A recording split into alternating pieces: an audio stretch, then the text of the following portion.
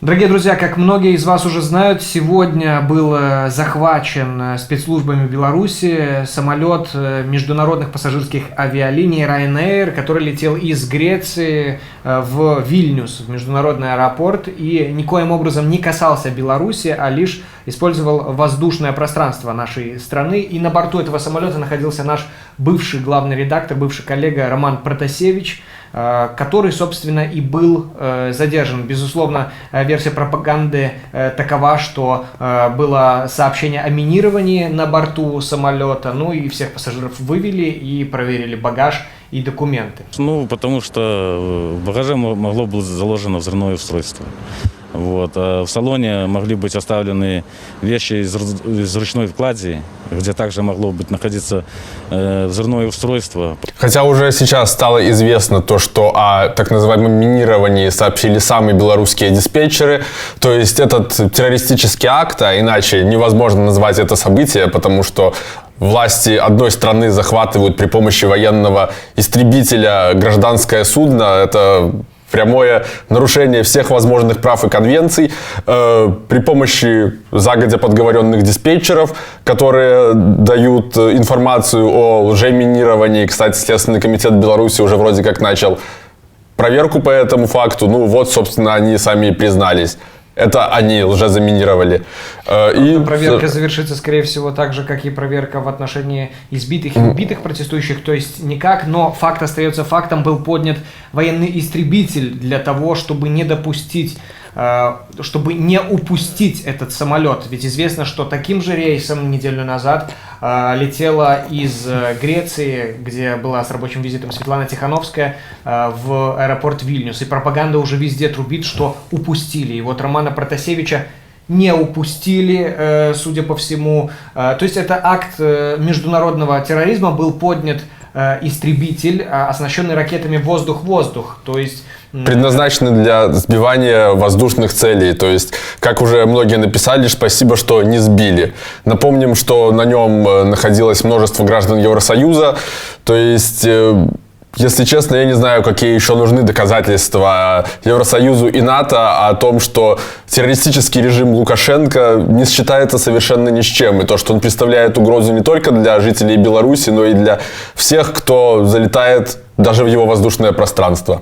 По этому скрину можно увидеть, что лететь до аэропорта Вильнюс было гораздо ближе, чем до аэропорта Минск. Тем не менее, диспетчеры, понятно по чьей указке, телеграм-канал, приближенный к Лукашенко, уже признался, что Лукашенко лично следил за спецоперацией с этим самолетом. По приказу Лукашенко самолет был направлен в аэропорт Минск.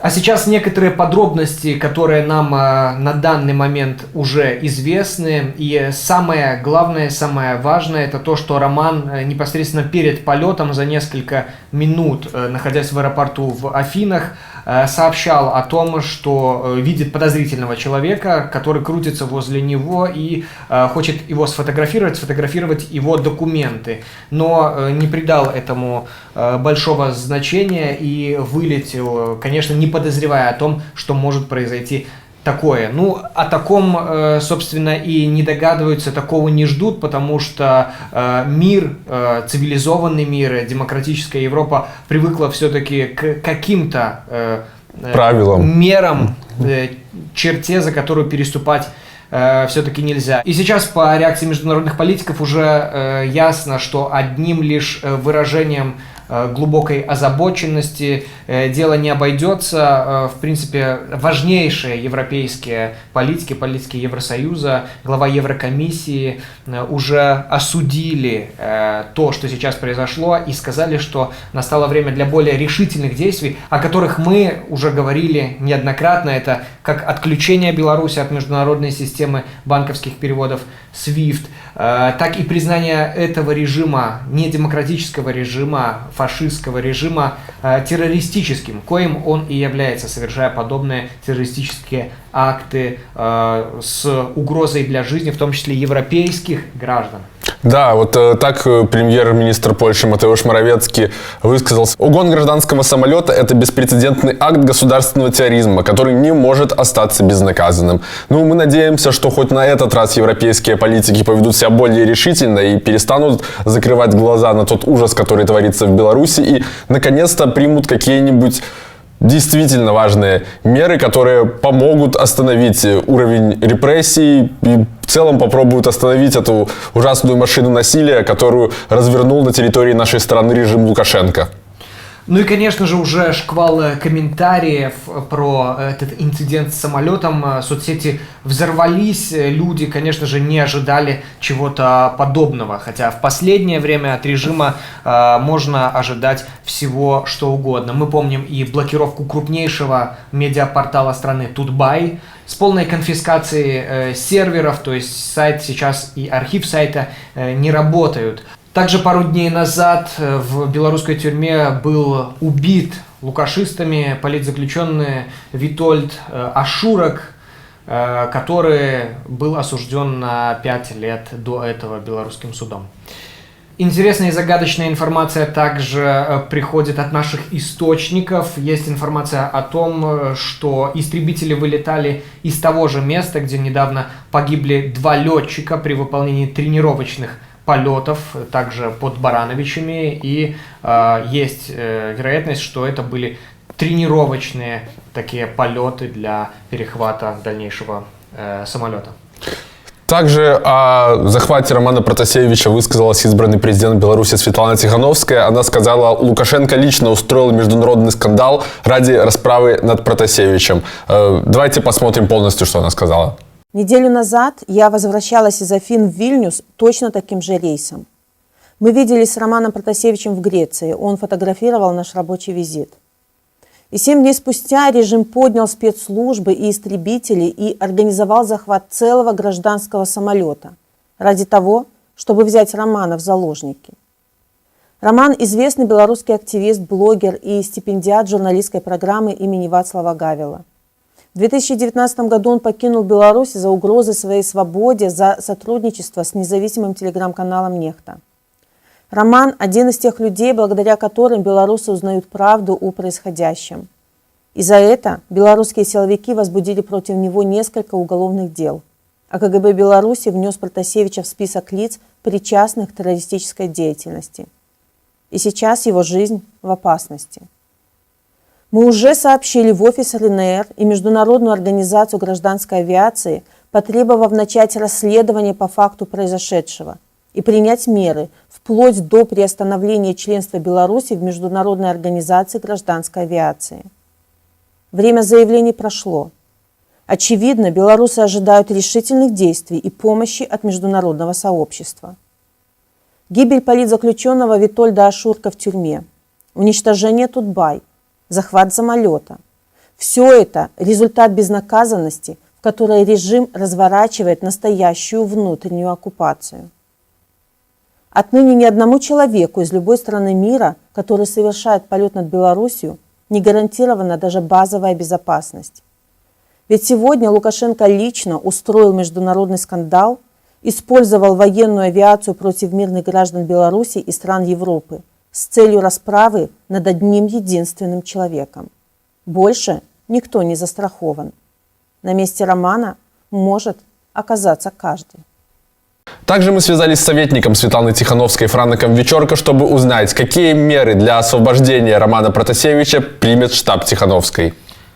Захоп Романа – гэта асабістая помста рэжыму Роману за ягоную актыўную дзейнасць, актывісцкую і журналісцкую. Тое, што адбылося, выглядае як захоп самалійскімі піратамі карабля. Зараз мы будзем звяртацца ў міжнародныя інстанцыі, каб даць ацэнку, каб правесці ўсебаковае расследаванне таго, што адбылося, каб прымяніць санкцыі ў дачыненні да рэжыму аж да выключэння Беларусі з міжнародных арганізацый грамадзянскай авіяцыі. Магчыма, беларускае неба павінна стаць беспалётным на час, каб дакладна пераканацца, што усе рэйсы, якія пралятаюць над Беларусю, яны ў бяспецы. Зараз ніводзін чалавек, ніводзін рэйс, які на тэрыторыі Беларусі перамяшчаецца, не можа адчуваць сябе ў бяспецы. Ён можа быць спынены пры дапамозе вайсковых знішчальнікаў і пры дапамозе імітацыі мініравання рэйсу. Мы будзем патрабаваць, каб Беларускае пытанне было ўзнятае і ў ААН, і Вярхоўны камісар па правах чалавека даў ацэнку таму, што адбылося, і ў Еўразвязе, якія зараз разглядаюць пытанне санкцыяў у дачыненні да Беларусі, каб усе удзельнікі гэтай спецаперацыі панеслі пакаранне. Тое, што адбываецца цяпер, смерць Вітольда Ашуркі, перанос мясцовых выбараў, рэпрэсіі і разгром Тутбая, і ў рэшце рэшт захоп Рамана Пратасевіча – гэта вынік беспакаранасці рэжыму. І гэта трэба спыніць пры дапамозе міжнародных інструментаў, санкцыяў, ціску. Ничто не повинно застаться беспокаранным. В интернете уже можно найти образец обращения в Международную организацию гражданской авиации с требованием запретить полеты над Беларусью по причине их небезопасности. И, в принципе, это довольно резонная вещь, в то время как пропагандисты заявляют о том, что будут продолжать любыми способами уничтожать или ликвидировать или задерживать своих политических оппонентов. Еще одно подтверждение террористической направленности этого режима. В таких случаях, когда объявлена террористическая война, в действие вступают контртеррористические операции, и борьба идет с ними по законам контртеррористических операций и по законам профессионалов. А это значит, что борьба с ними будет осуществляться, как осуществляется борьба израильскими подразделениями по отношению к их террористам. Борьба будет осуществляться с ними так, как осуществлялась борьба с самым гуманным государством по отношению к Усама бен Ладену и его последователям. И мы готовы действовать. И как только поступит приказ, где бы они ни находились, без срока давности, мы их найдем и мы их зачистим. Безусловно, обсуждение возможности закрытия полетов над Беларусью будет обсуждаться и на завтрашнем саммите Евросоюза. И уже сейчас от подписчиков нам приходит информация о том, что полеты над Беларусью стоят неплохих денег, которые идут позже в казну этого режима, который вот таким образом борется с инакомыслящими. Впрочем, это не один метод, которым лукашисты наживаются на европейских структурах в том числе. Мы готовим наш фильм расследования, который выйдет уже на следующей неделе, в котором мы вскроем некоторые подробности, сделаем небольшой анонс. Мы готовили этот фильм совместно с командой Киберпартизан, они подкинули очень много интересных документов, поэтому подписывайтесь на наш канал Нехта и Нехта Лайв. И совсем скоро вы все сможете увидеть своими глазами.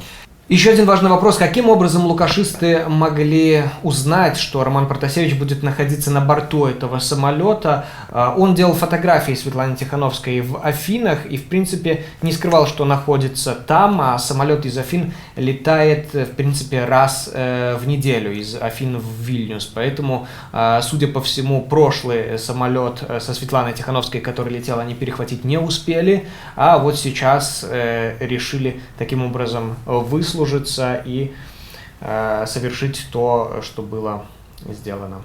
Мы связались с мамой Романа Протасевича. Конечно, она находится в шоковом состоянии. Неожиданно все это и быстро произошло. Вот что она нам сказала. Степан, вы знаете, что хочу узнать, здесь сказать, извините, сегодня просто такой у меня шок, такое все это состояние, не могу отойти еще до сих пор. Вот, мы узнали сами с супругом из телеграм-каналов об этом. Вот, то есть, в принципе, конечно, у меня волнения какие-то были. Вот, я знала, конечно, что Рома в отпуске был, немножко нужно было эмоционально отдохнуть. Вот, поэтому я знала, что он сегодня вылетал, вот, но никакой рейс, ни куда он вылетает конкретно, я ничего этого не знала. Вот, и я с самого утра вот, все ему писала, что говорю: Ром, как дела, вот, где находитесь, как что, ответа не было. Волнение, конечно, было, то есть какое-то материнское такое чутье, наверное, что-то было, и я, чувствовала. Тут вышли с супругом на прогулку и открывают телеграм-каналы и пишут о минировании такого-то самолета, что якобы вот подозрение есть на угрозу. Вот. Ну и сразу у меня сразу был шок, говорю, супругу говорю: ты знаешь, Дима, наверное, Рома летел в том самолете, вот, потому что, должен был в этот день лететь. Вот, и мы сразу все поняли, что этот бред, который там пишут, что подозрение минирования, мы сразу все поняли, что это спланированное соответствующими структурами спланированная акция, вот, что это хотели просто-напросто Романа, конечно, таким образом вот так вот его забрать. Вот, мы это сразу все поняли. Вот. Ну, что я хочу сказать? Конечно, у меня слов нет, у меня слов. Вы, Степан, сами знаете, что Рома, насколько он предан Беларуси, насколько мы поддерживаем его, насколько мы любим, насколько переживаем сейчас. Вот, поэтому я только хочу сказать, что мой сын это просто герой.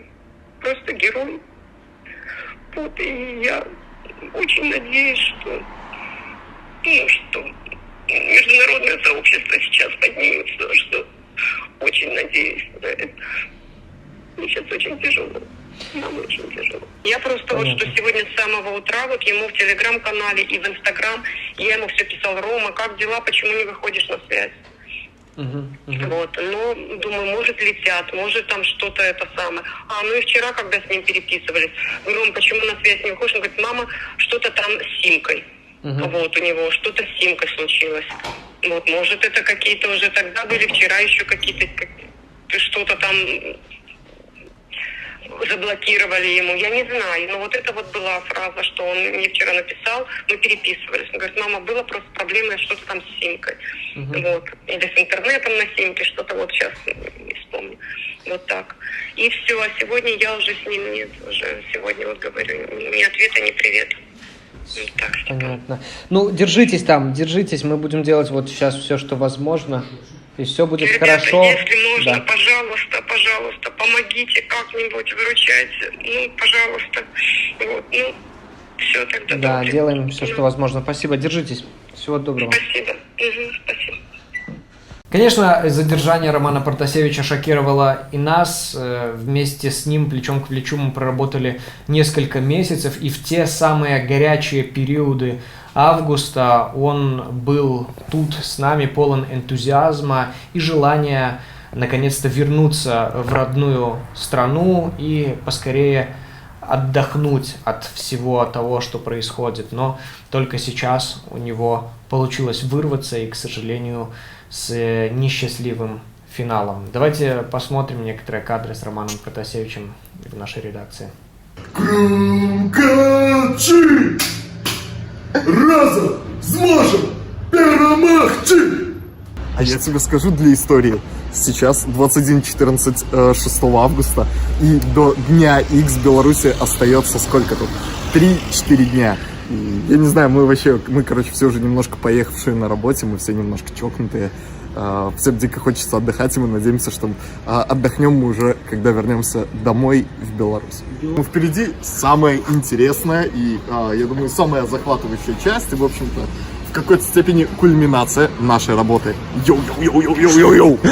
Друзья, сейчас самое главное не впадать в отчаяние, не опускать руки, продолжать сопротивление в любой доступной вам форме. Понятно, что с камнями на пули против этого режима не попрешь, но тем не менее нам доступны многие другие формы выражения несогласия и привлечения международного внимания к нашим проблемам, потому что в том числе международным вниманием можно додавить режим экономически, и после этого у него уже не будет никаких шансов. Что же, давайте продолжим диаспоры давить на организации, сотрудничающие, спонсирующие этот режим, людям, которые находятся в Беларуси, очень осторожно продолжать выходить на дворовые акции с надежными людьми. Ведь чем больше нашей активности, тем меньше у режима времени на продумывание вот таких вот спецопераций и на устранение политических оппонентов.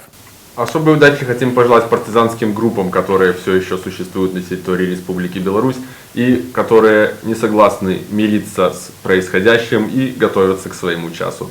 Мы, в свою очередь, будем продолжать информировать вас о том, что происходит, и разоблачать преступные схемы режима для последующего направления в международные суды. Ведь то, что сейчас происходит, это, безусловно, катастрофа международного масштаба, и мы будем следить, будем показывать всю правду, и, как сказал уже Ян, совсем скоро будет наш фильм расследования о преступных схемах обогащения диктатора, его семьи и, собственно, всего этого режима.